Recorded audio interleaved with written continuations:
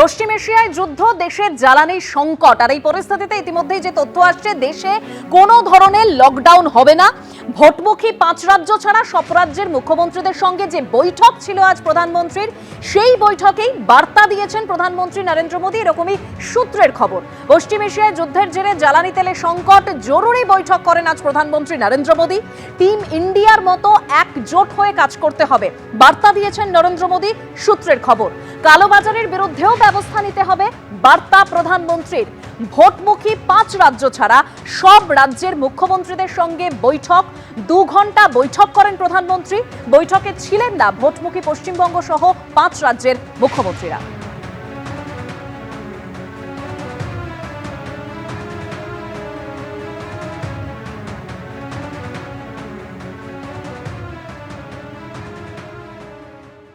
আজই দ্বিতীয় দফার সাপ্লিমেন্টারি লিস্ট প্রকাশিত হতে চলেছে, কিন্তু এখনো পর্যন্ত যা খবর, তৃণমূলের 11 জন প্রার্থী এখনো বিবেচনাধীন। হাইকোর্টে প্রধান বিচারপতিকে তৃণমূলের তরফে ইমেলও করা হয়েছে।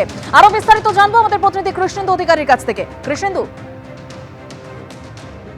দেখো, আজকেই তৃণমূলের তরফে হাইকোর্টের প্রধান বিচারপতিকে একটা ইমেল করা হয়েছে এবং ইমেল করে একাধিক বিষয় উল্লেখ করা হয়েছে।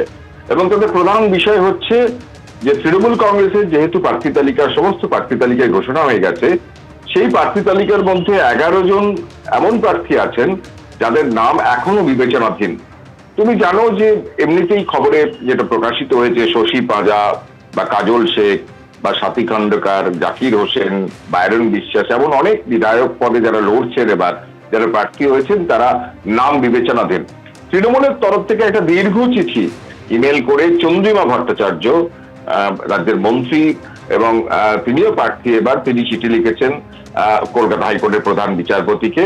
এবং তিনি যেটা উল্লেখ করছেন যে এই যে 152টা কেন্দ্রে ভোট হওয়ার কথা 23 তারিখ, এবং সেই 23 তারিখ যে ভোট হওয়ার কথা, সেই 23 তারিখে ভোটের জন্য 6 তারিখ মানে 6ই এপ্রিল মনোনয়নপত্র দাখিলের শেষ দিন।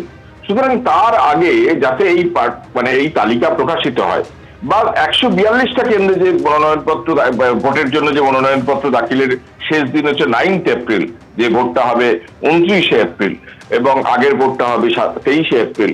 সেই ভোটের আগে মনোনয়নপত্র দাখিল করার জন্য প্রার্থীকে তো ভোটার তালিকায় নাম থাকতে হবে, সেই তালিকা যাতে প্রকাশিত হয়। চিঠিতে এটাও উল্লেখ করা হয়েছে যে সুপ্রিম কোর্টের 20 ফেব্রুয়ারি যে অর্ডার, সেই অর্ডার উল্লেখ করে যে যারা বিচারাধীন তাদের সেই বিচারাধীনের বিষয়ে জেলা জজরা বা বিচারকরা তারা এই নিষ্পত্তি করবেন। এবং তুমি জানো যে ইতিমধ্যে 60 লক্ষের সেই নিষ্পত্তি হয়েছে, 60 লক্ষের মধ্যে কিছু নিষ্পত্তি হয়েছে 30 লক্ষের মতো। এবং আজকে তৃণমূলের তরফে যেটা দাবি করা হচ্ছে যে যা নিষ্পত্তি হয়েছে, যাদের মধ্যে একটা বড় অংশ বাদ গেছে, তৃণমূলের তরফ থেকে সেই সংখ্যার দাবি করা হয়েছে যে 3,16,000 বাদ গেছে 890, সেই সমস্ত তালিকাটা প্রকাশ করা হোক এবং প্রয়োজনে দৈনিক তালিকা প্রকাশ করা হোক।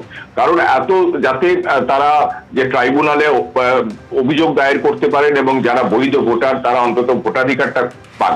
এবং সেই প্রসঙ্গে তৃণমূলের তরফে চিঠিতে উল্লেখ করা হয়েছে যে তাদের 11 জন প্রার্থী এবার বিচারাধীন তালিকায় আছেন। সেই 11 জন প্রার্থী বিচারাধীন যেহেতু আছে, তারা মনোনয়নপত্র কি করে দাখিল করবেন তা নিয়ে একটা সংশয় তৈরি হয়েছে। এবং সেই সংশয়ের ক্ষেত্রে মনোনয়নপত্র দাখিলের শেষ দিনগুলো উল্লেখ করে, দুটো ফেজ বা দুটো দফার ভোটের মনোনয়নপত্র দাখিলের শেষ দিন উল্লেখ করে তৃণমূলের তরফ থেকে প্রধান বিচারপতির কাছে আবেদন জানানো হয়েছে যে সুপ্রিম কোর্টের নির্দেশ মেনে যেন গোটা বিষয়টা তাড়াতাড়ি খুব সত্বর গোটার মীমাংসা করা হয়। এবং এই 60 লক্ষ যে বিবেচনাধীন আছে তার প্রথম তালিকা ইতিমধ্যে প্রকাশিত হয়েছে, সেই তালিকা যেন সর্বসমক্ষে আনা হয় এবং প্রতিদিন যেন তালিকা প্রকাশ করা হয় এবং প্রতিদিন শুনানির পর কাদের নিষ্পত্তি হলো, কারা বিচারাধীন থেকে ভোটার তালিকায় তাদের নাম গেল এবং কারা বিচারাধীন থেকে তারা ডি ভোটার হলেন বা তারা বাতিলের তালিকায় গেলেন, সেই তালিকা যেন প্রকাশ্যে আনা হয়। এই মর্মে তৃণমূলের তরফ থেকে চিঠি দেওয়া হয়েছে হাইকোর্টের প্রধান বিচারপতিকে।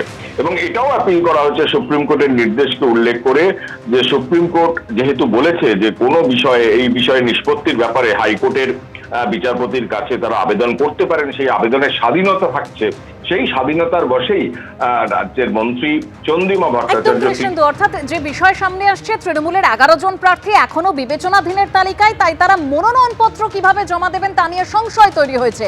ইতিমধ্যেই হাইকোর্টের প্রধান বিচারপতির কাছে ইমেলও করা হয়েছে তৃণমূলের তরফে। এবিপি আনন্দ, এগিয়ে থাকে, এগিয়ে রাখে।